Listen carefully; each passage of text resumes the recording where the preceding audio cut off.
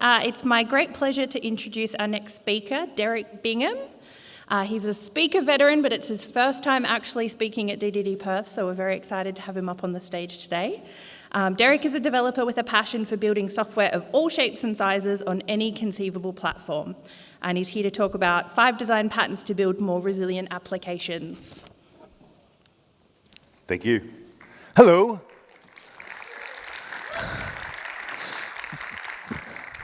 Come in, take a seat. Yes, thank you, Carol. My name is Derek. I am a developer advocate at AWS. And today I'm going to talk to you about resiliency and building resilient applications. Now, a little side story about resiliency. I have done every role it's possible to do at DDD. I have been a room coordinator, I have been on the committee, I have been a floor coordinator. I have just ran around helping these awesome folks who organize this conference. And today is the first time after 7 attempts I actually made it as a speaker. Resiliency. Yes! So, in today's talk, you'll fall into one of 3 camps. You'll either be in camp 1, where you'll think, oh, that's an interesting pattern, never heard of that before. Or you'll fall in camp 2, and you go, well, I know that pattern, I've implemented it before, but maybe not in .NET, so that's interesting. Or you'll fall into camp 3, and you'll go like this, oh, flip, not another one. More on that later. So for those of you who do not know me, and my flicker is not working, get closer. It's a big stage. Reset the clicker. It's a good start. There we go.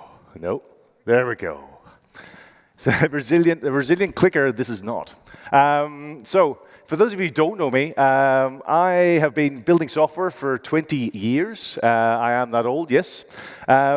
Majority in cloud. So for the last 7 or 8 years, I've been building software in a number of different clouds.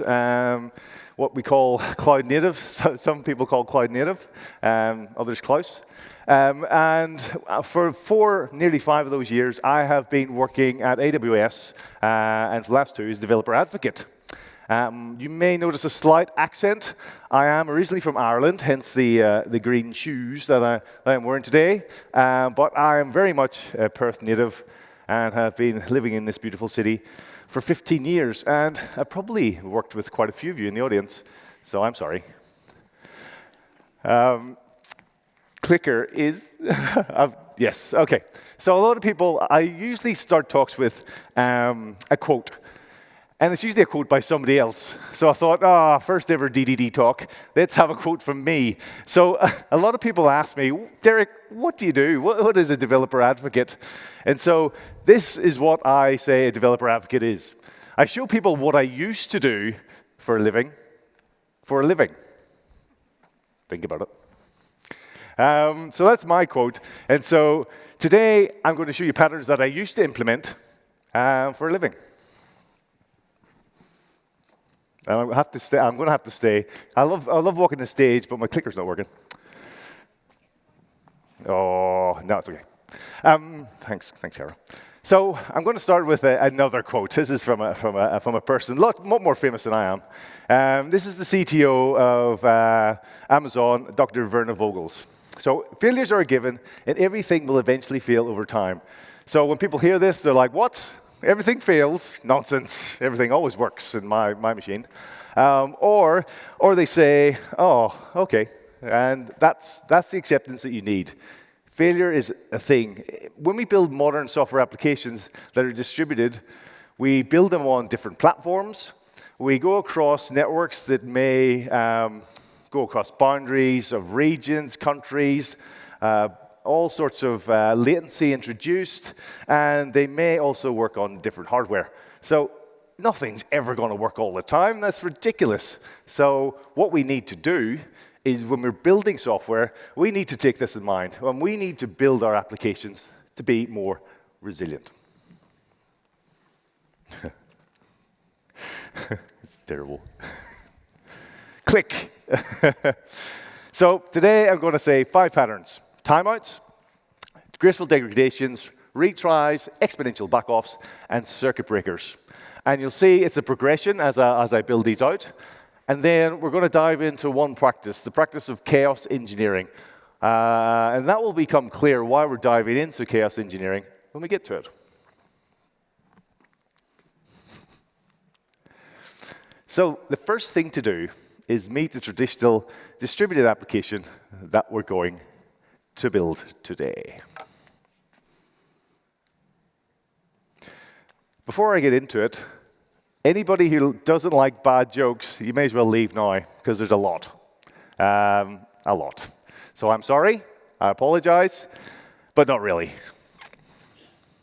So this is our distributed application. It is a random joke generator. And here's a joke. What do computers eat for a snack? Microchips, of course. And if it has a punchline and a punchline, and if I hit tell me another, it's going to get another joke. 2 hard things in computer science: cache invalidation, naming things, and off by 1 errors. Okay? And then if I hit the back end of this front end, I've got a setup, a punchline, and a source, all in JSON. And if I refresh, it'll hit an API that will give me a result. And that's the application. So if we look at the code itself, I have a client app. So the client app is a React app, which is basically just one app.js. And inside app.js, I have a fetch job component. And inside fetch job, I have got basically 2 functions. I have got a render joke data, which renders the beautiful UI that you saw earlier. And I also have a fetch populate joke data. Now, this fetches the JSON object from the backend API, or from the controller. Now, what it does, it renders a response in JSON and displays it for your viewing pleasure. So that is the UI. Then into the backend, it's a .NET controller. So what I'm doing here, I'm implementing what is an iJoke client interface. This is all in .NET, but don't worry, you should be able to understand it.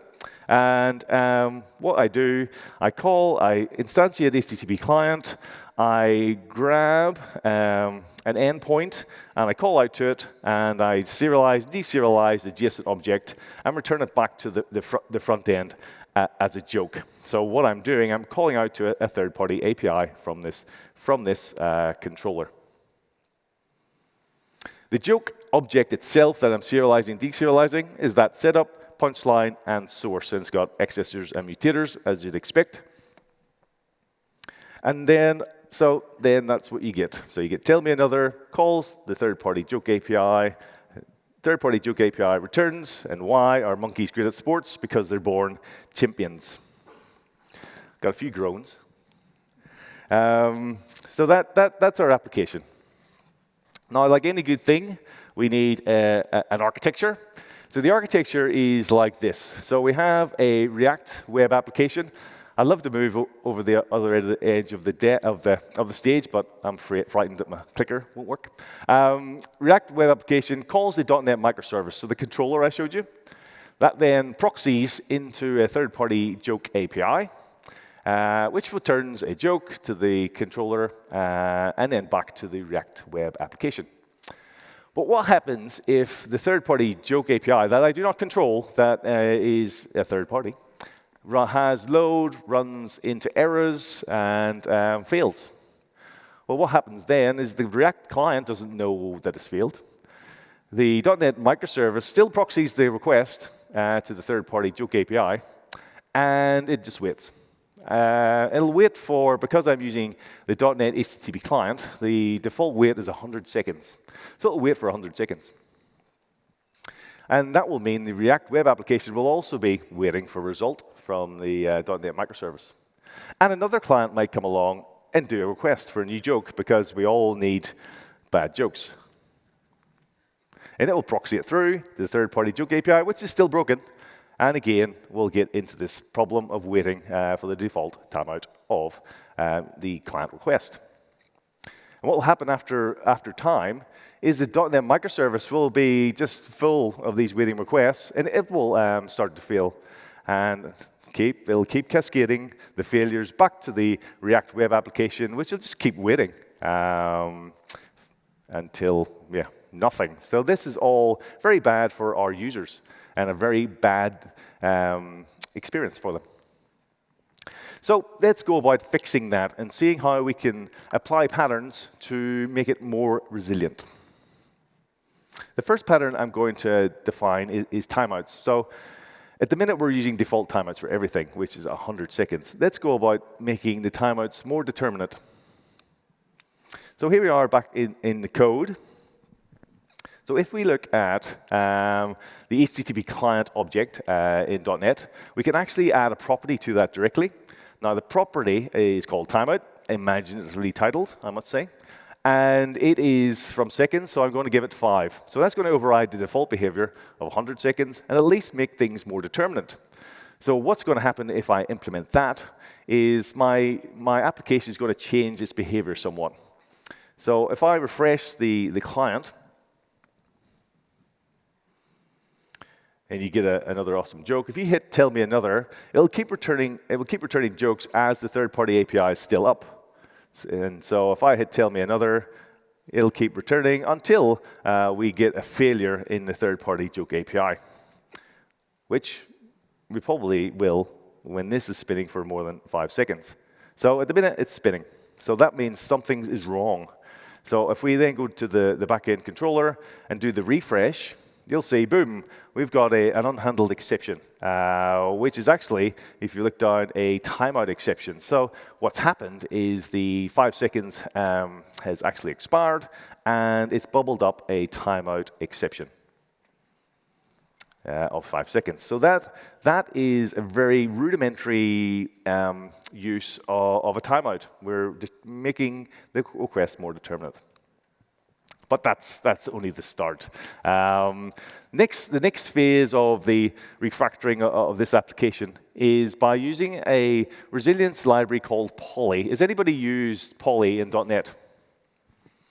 Excellent. It is an excellent library. If you are not a .NET developer, don't worry. There are equivalent equivalent resilience libraries for Java. There's one inside Spring. If you're using the AWS SDKs, all of these patterns are all actually built into them. And there's also, I've seen, a resilience library for TypeScript as well. So Poly is just the one for .NET. So let's start using Poly and really expand in our timeout. So let's get rid of that. That was our default .NET HTTP client timeout. The first thing we need to do in Poly is define a policy. So what we do is define a policy that wraps our timeout. So we say policy, timeout async, and then we need to give it a value, which again we'll set as 5 seconds. So the policy object comes from the Poly library, just for so you know. And then once we have defined the policy, we need to then put it in an execute. So we're wrapping it in an async executor.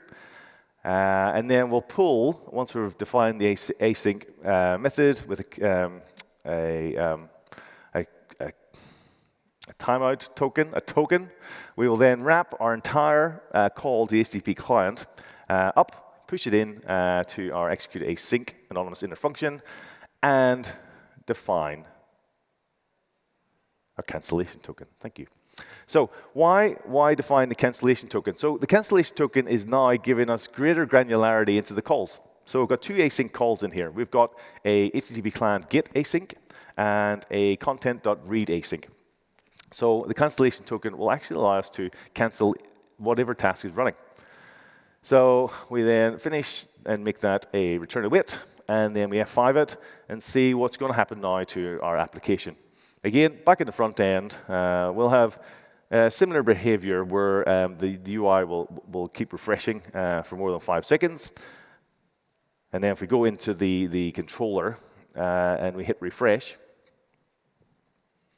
we'll see different behavior. So what's happening now, the third-party API has again failed, but we've got a task cancelled exception because the cancellation token is invoked. And that has meant that the task has bubbled up that exception. So As you can see, we're on a bit of a journey here. So we've got our timeout, we've then wrapped it in poly, we've got a greater granularity into the call stack, but we're still getting exceptions, we're still bubbling up to the controller. What's the next stage in refactoring this? Well, the next stage, the next pattern is called graceful degradation. So like the name suggests, it's going to degrade gracefully, i.e., we're going to have that client or our beautiful users who are using our beautiful joke creation or joke rendering application actually get a result when things go wrong. So that's the whole concept around graceful degradation. The application gracefully degrades. Now, how do we implement a graceful degradation? So again, we need to define what's called a fallback. So a fallback is a thing that you can present to your users when all other things have failed. So in Poly, I create a policy that returns a joke list, enumerable in .NET as list, and then on any exception, it will do something. So what we want our fallback to do is to return a joke. So I am executing a fallback async that returns a list of jokes, but for this demonstration, I'm simply going to return one joke. And I'm going to do that inside another async anonymous function that has a cancellation token, just like we had in our initial request. So define it as a new list. Once I've defined it as a new list, I then need to define my joke. So the joke object, if you remember, has basically 3 fields. It has a source, a setup first. It has a punchline, the all-important punchline, and it has a source. So once I've defined that source, I'm going to give it a name of fallback. So you know that when this renders, you'll see source equals fallback on the UI. So we can see that our fallback has been returned. Now we're going to implement what's called a policy wrapper. This is where we can actually chain policies together using Poly. So the general fallback policy that I've defined, I'm wrapping the original policy in, which is our timeout, if you remember. So now I'm going to change and execute the policy wrap. Okay, so what's going to happen now is we're going to return this joke if a 5-second timeout occurs. I'm in a band called 1023 megabits, or megabytes, sorry. We haven't had any gigs yet. Kaboom tish. Thank you, thank you. Claps are good, thank you. So that's our fallback. Now, if we go back into our UI, let's have a look and see what happens. So let's refresh, let's wait for F5 to work and the application to come up. So here we go. So UI, controller, third-party API. So we went straight to the fallback. You see source equals fallback. You can see that we've hit the fallback right away. If I go tell me another, there we are. The third-party joke API is recovered. I tell you UDP joke, but you might not get it. Nice. There's even networking jokes in here. Come on. Refresh again, and you've got I'm in a band called 1024, so a fallback again has been invoked. Then refresh that, and why don't werewolves ever know the time? Because they're not when wolves. Third-party joke API. Sorry that you can't read that. That was bad. So that is our fallback. We are invoking it when the timeout of 5 seconds happens, and it returns a joke. You can return a list or a random entry in that list if you wanted to, but for brevity, I'm returning one joke only with the source of fallback. And that's how you do gracefully degrade our API. Cool. So that's great. You say the third-party joke API fails. Times out after 5 seconds. Users always get a joke that we can determine. Well, not really, because we need to give the third-party joke API more time to, if it's under load, to recover. And we need to be able to not just try once to get that joke from our controller to the third-party API. We need to try it a few times. And that's what a retry is. So let's push a retry pattern into our application. So again, we're just going to refactor the general fallback into a method called general fallback, because I'm very imaginative. And then once you, then the next thing we're going to do is define that retry policy. So the retry policy it's fairly straightforward. Again, type policy on the handle of exception. Now, you could be more generic. I'm very generic in this exception, again, for brevity, but you can be quite specific if you want.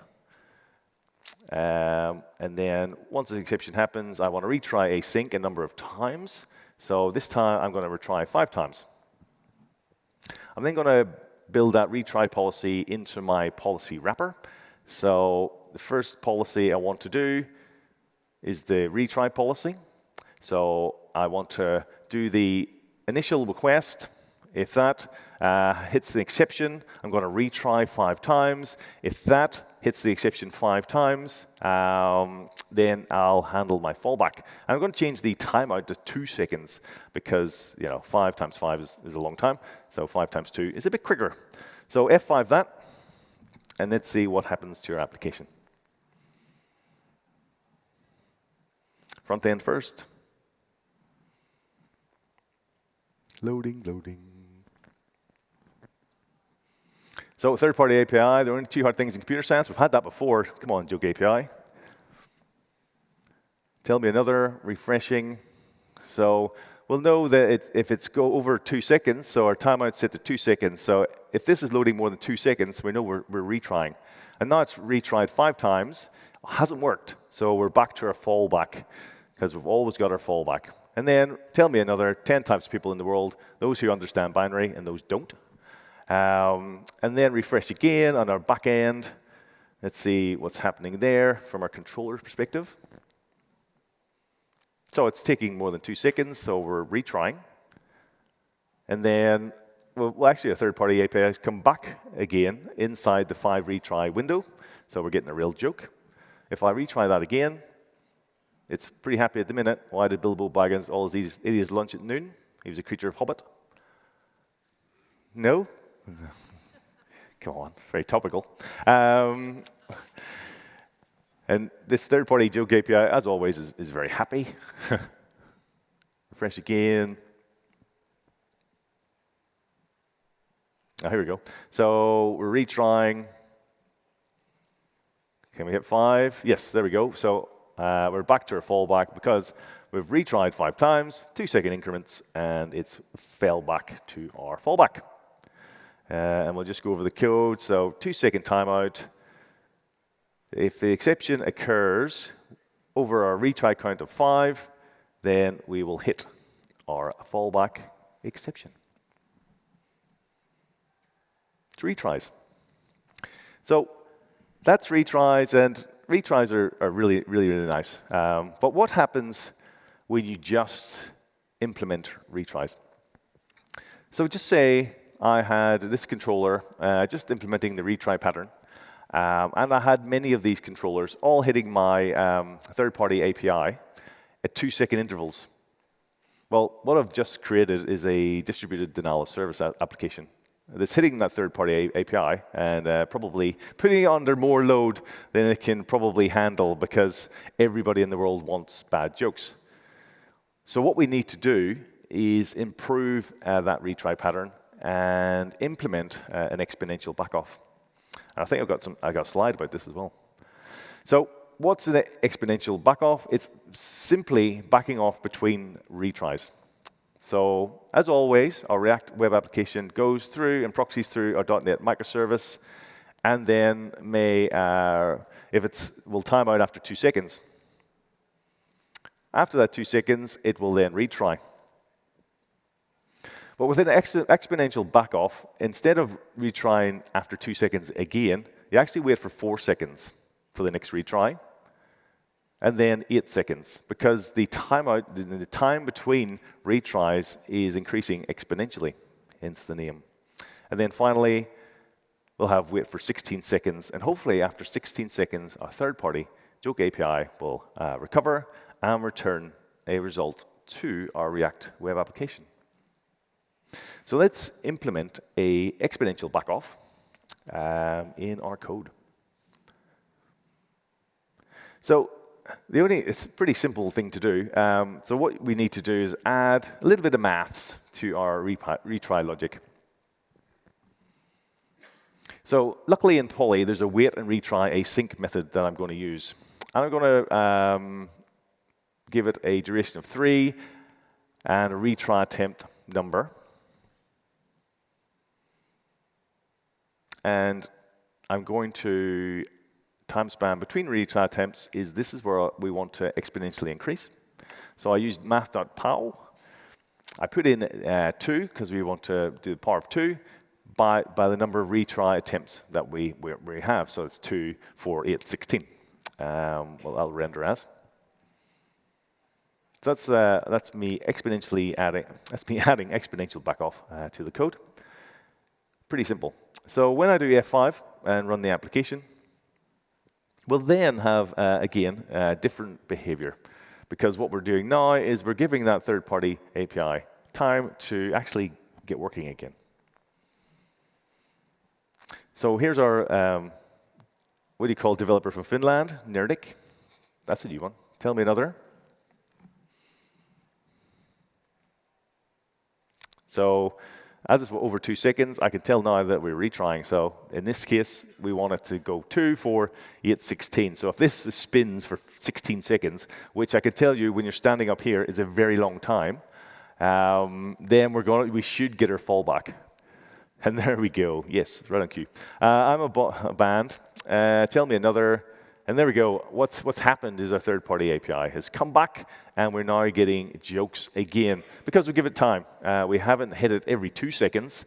We've actually hit it 2, 4, 8, 16. Now, I've chose 2 seconds because it's arbitrary. You can choose the number that actually fits your use case in your what user behavior you want to see in your application. But for this little demonstration, I've chose 2 seconds because you really don't want to sit there and watch that spinning wheel for a minute or whatever. But there's more. So that's exponential backoff. But exponential backoff is not enough because it's a very popular pattern.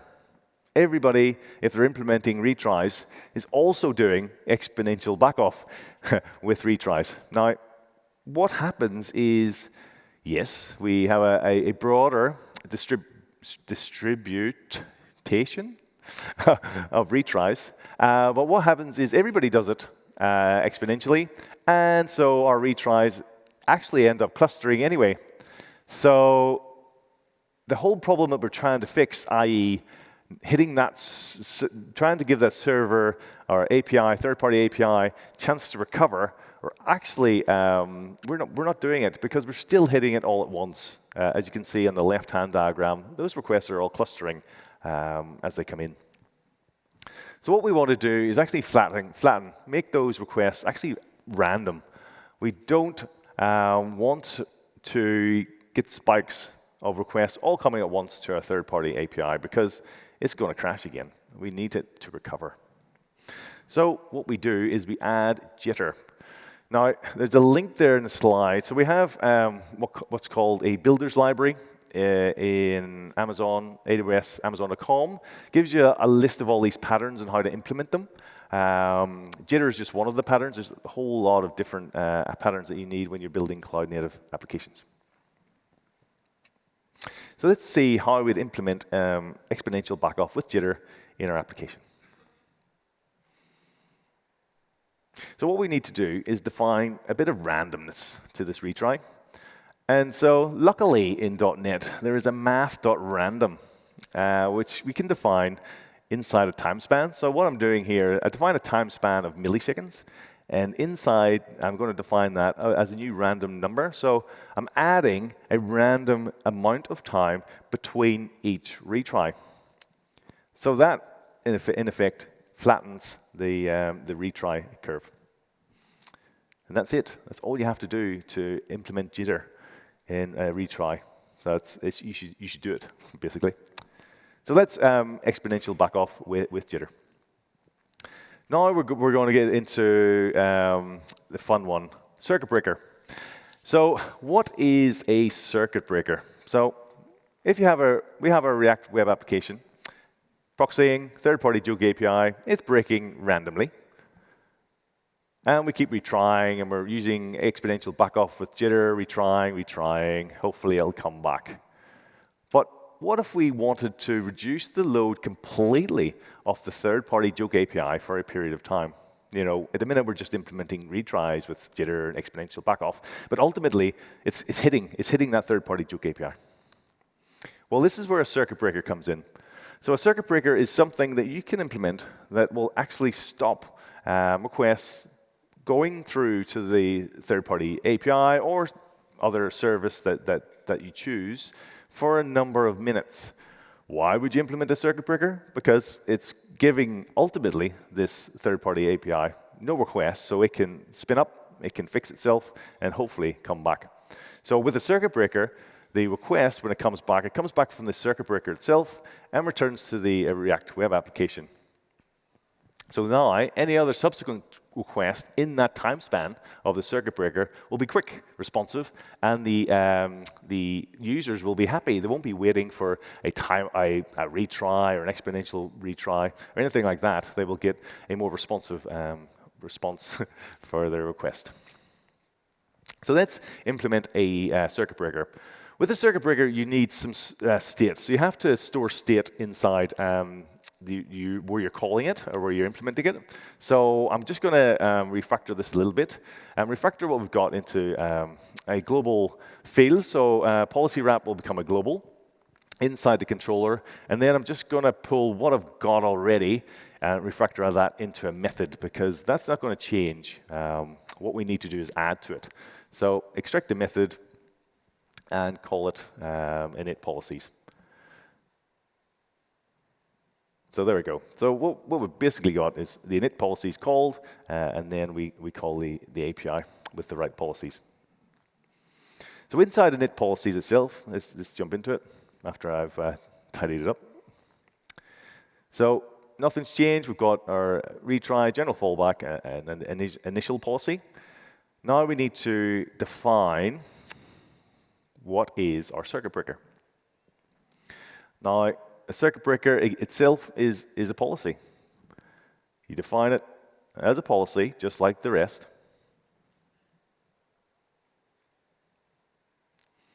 Now, again, I'm catching a very high-level generic exception.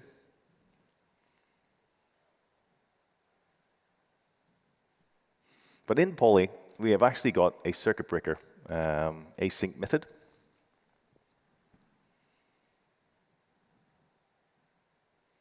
What we're doing, we're saying, circuit breaker, if you stay active for a time span after a number of exceptions. So what that's defining is the circuit breaker itself saying, if I catch 5 exceptions, go implement myself and stay active for 1 minute. Once I've defined the circuit breaker policy, I need to then define what to return from the circuit breaker for that 1 minute when it's in operation. And this is another fallback, so I'm going to call this one a circuit breaker fallback. Now, I could have used my existing fallback if I wanted to, but I need to handle this circuit broke exception. So this is why I'm implementing a specific fallback for the circuit breaker, and also to demonstrate when it's invoked. So on broken circuit exception, I need to return another fantastic joke.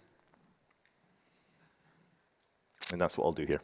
So again, fallback async, which will have an enumerable of type joke. Again, I'm only returning a single joke for brevity.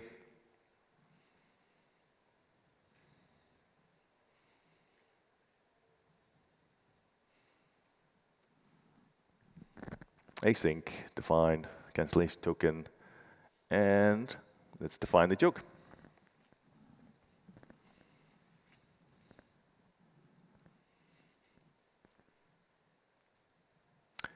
So the joke this time, I'm going to have to come up with something even better than a band of 1023 megabytes. So again, this is, we've got our object. So our object that the joke is, so a setup, punchline, and source. But this time, the source is going to be a circuit breaker. So we can tell that the actual circuit breaker has been invoked.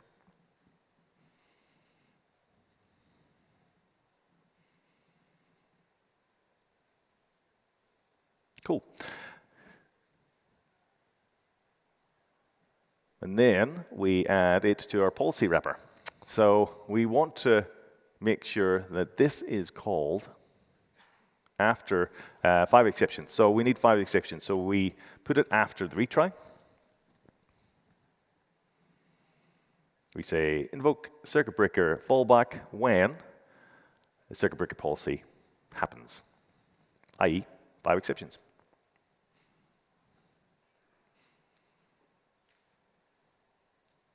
Cool. And that's our initial policy at the bottom. So what's going to happen is we're going to set up. Let's go. So why did the developer go broke?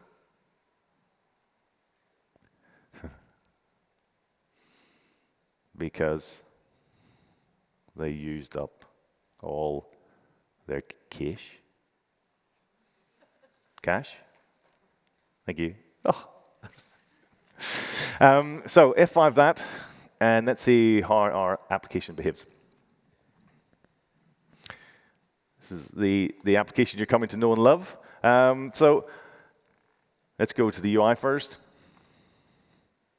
So what we're doing, we've got into our circuit breaker right away. So we'll refresh that. Again, so as our circuit breaker is invoked, we're always going to get our circuit breaker fallback for the next minute. So we can refresh, you see how responsive the application is getting, and it's always returning in the same joke, i.e. our circuit breaker fallback, which is great. But if we wait a minute, we should then see the state change, and actually we'll call again our third-party API after the circuit breaker has went away for the minute. So that's circuit breaker. Sometimes we implement it to just improve the responsiveness of our application. So we'll give it in a minute. Still active, refresh, should be a minute by now. How many programmers take to change a light bulb? It's a hardware problem, none. Third-party API, thank you very much for that gem. So it's back. So a third-party API is back, and now we'll be hitting it again. And if we have a number of retries that fall and hit our 5 that hit our circuit breaker, the circuit breaker will be invoked again. But now our third-party joke API is behaving for now. But we've got that circuit breaker fallback if we need it. Cool. So that's implementing the 5 practices. Now, I want to end on the practice of chaos engineering, because what you've just witnessed today is the practice of chaos engineering. You may not have known it. So chaos engineering is the process of stressing an application by creating disruptive events, observing how the system responds, and implementing improvements. So what have we done? We've stressed our application. Our application is the third-party joke API. We've been requesting new jokes, and sometimes we've been getting some absolute cracking jokes, I think you'll agree. And other times, it's broken. So but when it breaks, we've been observing how our system responds. It has a little spinny wheel, it throws exceptions, and with that in mind, we've started implementing improvements. So we've implemented retries, exponential backoffs with Jitter, and then finally circuit breakers. But think of chaos engineering as this lovely little wheel, where we start with steady state, our application is happy. We then come up with a hypothesis, I can nearly speak, and we think, well, what will happen to our application if we do X? So let's do that using the AWS Fault Injection Simulator. This is what I've been using to kill the third-party joke API. So what I do, I create an experiment. And I create an experiment using an experiment template where I go description, stop instances. I then give it a role, so it allows me to stop those instances. I then give it an action. So again, I just want to stop the instances, please. A brief description, and then an action type. So the action type is you choose a service that you want to invoke this action on. In this case, it's EC2. And then you give it a duration. So I'm stopping my EC2 instances that are running the third-party joke API for a minute. And that's my hypothesis that I'm defining here. I define what I'm going to target by using tags. So all of the EC2 instances that are running my third-party joke API are all tagged with the value of API. So I set that up here. And then I create my experiment. It gives you all these warnings because you actually are going to stop real instances. And there they are. They're running at the minute. They're happy. And I can then run my experiment. Another warning. Because even though it's called the Fault Injection Simulator, it actually does stop the things. So that's why there's all these warnings. So what's happening now is my experiment is starting to run. And currently, if I keep refreshing, you'll see that although my APIs are starting to run, I just give it some time for this experiment to invoke. Now it's running. I refresh my third-party joke APIs, and they're all stopping. And so now, my application that's calling this third-party joke API needs to deal with these things stopping. And this is where we go to the next phase in the cycle. After we've run our experiment, we then verify. So verification is what we were doing earlier. We were running our application and verifying what was happening.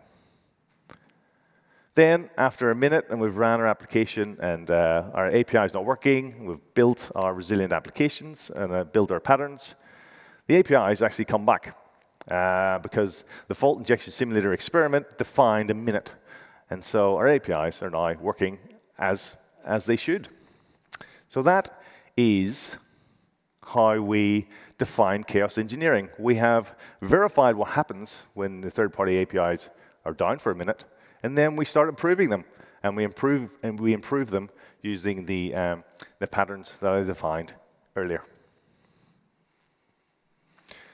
As well as stopping instances, we can do other things in EC2s, ECS, container systems, RDS, database service. So a lot of different services in AWS support fault injection. And this is what we've done today. So I'd like to thank our sponsors. Without them, we would be nothing. If you want to ask more questions, because we're running out of time, about this and anything else about AWS, I'll be at the booth for the rest of the day, looking fatigued. But please don't let that put you off. Please come and speak to me. Always good for a chat. All the code today is on my GitHub repo as well, which is decob, as well as my Twitter handle. Thanks, everybody, for listening and helping me get through all of these bad jokes. Thanks for the clap over there, a few groans over there, and then there's a few, I already know all this stuff over there. So that is the three areas that everybody fell into. So thank you very much.